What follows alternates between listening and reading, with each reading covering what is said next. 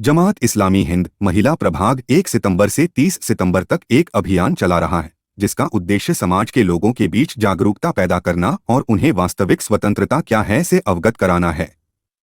अभियान इस बात पर जोर देता है कि स्वतंत्रता को नैतिक मूल्यों के साथ जोड़ना कितना जरूरी है। अनैतिक बेलगाम स्वतंत्रता न केवल व्यक्ति को हानि पहुंचाती है, बल्कि पूरे समाज को इसके कड़वे फल भुगतने पड़ते हैं। महिलाओं के खिलाफ बढ़ते अत्याचार और हिंसा। आजकल देश में महिलाओं के खिलाफ अत्याचार, यौन अपराध और हत्या जैसी अक्षम्य घटनाएं लगातार बढ़ रही हैं। महिलाओं के प्रति असमानता एवं असुरक्षा की स्थिति चिंताजनक है। जमात इस्लामी हिंद महिला विभाग इस स्थिति पर गहरी चिंता व्यक्त करता है। विशेषकर दलित, आदिवासी, अल्पसंख्यक और मजदूर वर्ग की महिलाएं इन अत्याचारों की अधिक शिकार होती हैं। 14 वर्षीय आदिवासी लड़की, 35 वर्षीय मुस्लिम महिला नर्स का बलात्कार और हत्या, और हाल ही में कलकत्ता के एक बहुप्रचारित अस्पताल में एक महिला डॉक्टर का बलात्कार और हत्या इस बढ़ते उत्पीड़न और हिंसा को दर्शाती है। देश में नैतिक मूल्यों में लगातार गिरावट आ रही है, जो हमारे समाज और देश के लिए खतरा है। महिलाओं को एक वस्तु के रूप में समझना, यौन शोषण, जबरन वसूली, अश्लील साहित्य के प्रसार में वृद्धि, विवाहेतर संबंध, शराब और नशीली दवाओं की लत, विवाहेतर प्रारंभिक गर्भावस्था, एकल मां के पालन पोषण का बोझ, यौन संचारित रोगों में वृद्धि, गर्भपात, पारिवारिक अलगाव के मामलों में वृद्धि, बेशर्मी और नग्नता का सामान्यीकरण आदि बुराइयां अब बुराई और दुहक का कार्य नहीं हैं, बल्कि स्वीकार्य होती जा रही हैं। ये हरकतें हमारे समाज के लिए खतरनाक साबित होंगी, और इसके मूल में बस नैतिक मूल्यों से मुक्त स्वतंत्रता है, जिसे हमें समझने और लोगों तक पहुंचाने की जरूरत है। अभियान रुझान। इस अभियान के दौरान गुजरात के विभिन्न क्षेत्रों में इस विषय पर जागरूकता कार्यक्रम आयोजित किए जाएंगे, जिसमें विभिन्न विद्वान और विशेषज्ञ महिलाओं के अधिकारों, स्वतंत्रता की वास्तविक अवधारणा और नैतिक मूल्यों के बारे में चर्चा करेंगे। इन मामलों को रोकने के लिए अक्सर वालिदैन को क्या करना चाहिए? जी, वालिदैन की इस सिलसिले में बहुत बड़ी जिम्मेदारी है।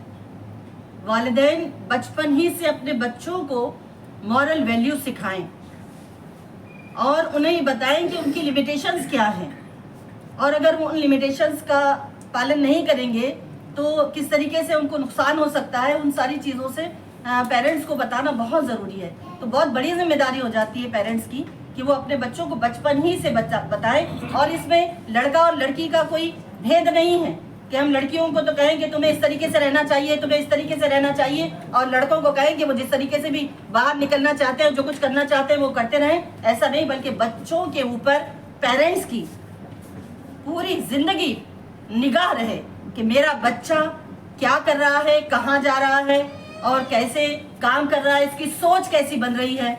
तो पेरेंट्स को घर में अपने बच्चों पर बहुत ज़्यादा ध्यान देने की ज़रूरत है, क्योंकि आप देख रहे हैं कि ये टीवी और जो है सोशल मीडिया के ज़रिए से जो बुराई है वो सैलाब की तरह आ रही है।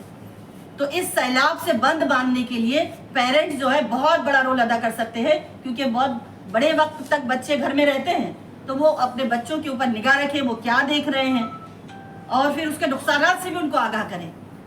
मैडम, ये जो प्रेस कॉन्फ्रेंस रखी है उसका क्या मकसद है, किस तरह का आप लोगों ने शुरू किया है ये कैंपेनिंग, और खासतौर से क्या ज़रूरत थी फ्रीडम और मॉरलिटी की, तो थोड़ा तफसील से थोड़ा शॉर्ट में बता दीजिए। देखिए, हमारा जो मकसद है इस मुहिम का वो यही है कि जैसा कि टॉपिक सही जाहिर है कि मॉरलिटी इज़ फ्रीडम। आज इंसान हर चीज़ से आज़ादी चाह रहा है, लेकिन अकेले आज़ादी से अगर वो आज़ाद रहना चाहेगा तो उसको सच्ची आज़ादी नहीं मिल पाएगी। तो उसको कहीं ना कहीं अपने मॉरल वैल्यूज़ के साथ जोड़ना पड़ेगा। मॉरल वैल्यूज़ के बगैर इंसान को हकीकी आज़ादी नहीं मिल सकती।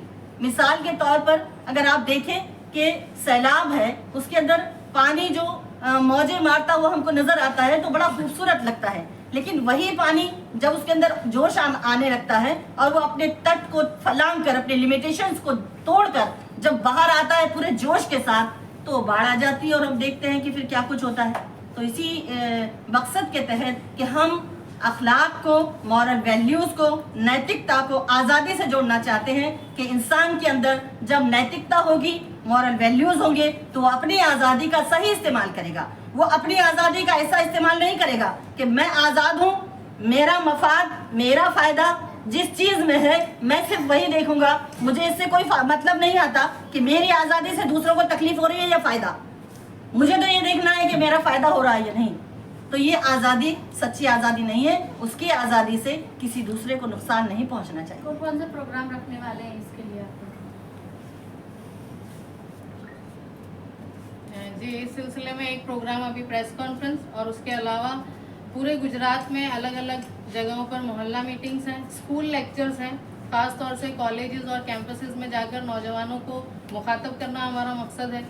उसके अलावा पैनल डिस्कशंस और इंटरफेथ डायलॉग्स। तमाम जितने भी मज़ाहिब के लोग इस हिंदुस्तान में पाए जाते हैं, इस गुजरात में पाए जाते हैं, हम उन तमाम मज़ाहिब के लोगों के साथ मिलकर डायलॉग करना चाहते हैं कि नैतिकता हर मज़हब में प्रमोट की गई है और उसको आज़ादी के साथ जोड़ना हमारे समाज के लिए, लोगों के लिए बहुत ज़रूरी है।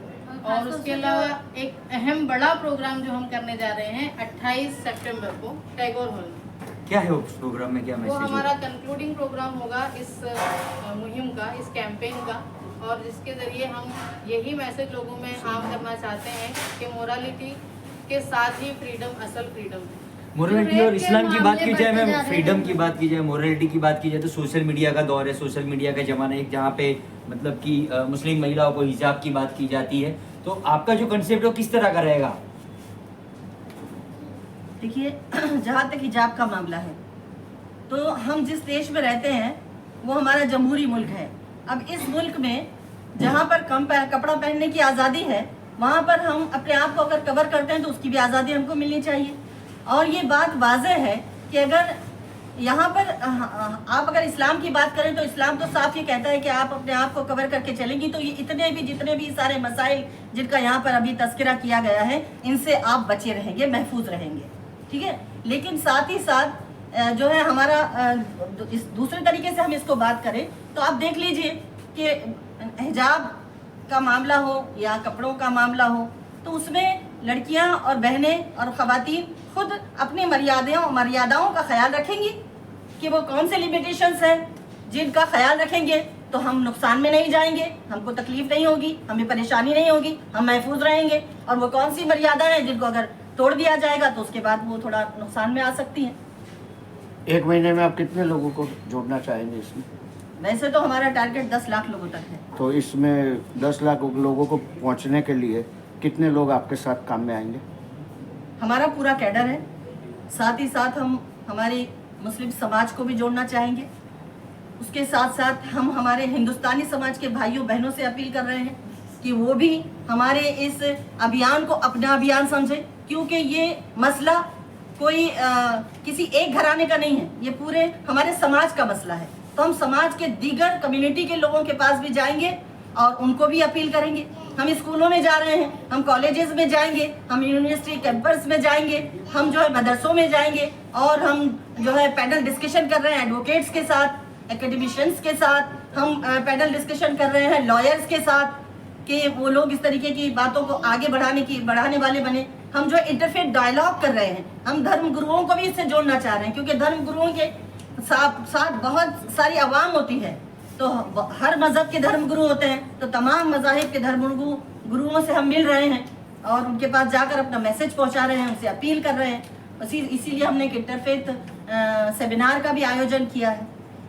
1 महीने के बाद ये मुहिम कंटिन्यू रखेंगे? बिल्कुल कंटिन्यू रहेगी। अच्छा मैडम, एक चीज़ बताइए कि जिस तरीके से रेप केस जो हो रहे हैं उन्हें लेडीज़ के लिए सेल्फ डिफेंस कितना जरूरी है? सेल्फ डिफेंस बहुत ज़रूरी है। उन्हें अपने आप को डिफेंस करने के लिए उनके अंदर ताकत होनी चाहिए, उसके लिए इंतज़ामात होने चाहिए। उसके लिए हमारे समाज को भी इस बात की फिक्र करनी चाहिए कि हमारी बेटियां अपने आप को की हिफाजत करने वाली बने, इतनी सशक्त हों वो। तो बेटियों को सशक्त होने की बहुत ज़रूरत है।